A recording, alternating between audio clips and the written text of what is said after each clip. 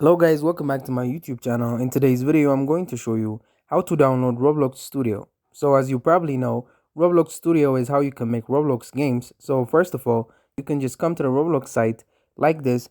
Now what you need to do is go ahead to the tab and go and click on create.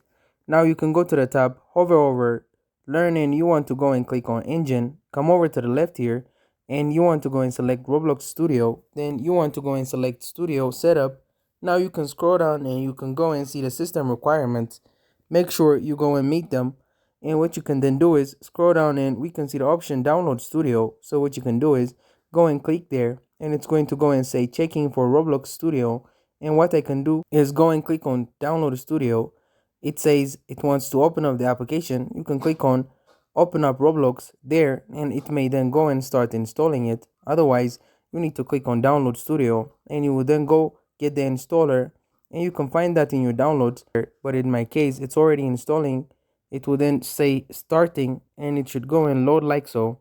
What you can then do is go and log in via your browser or via your studio.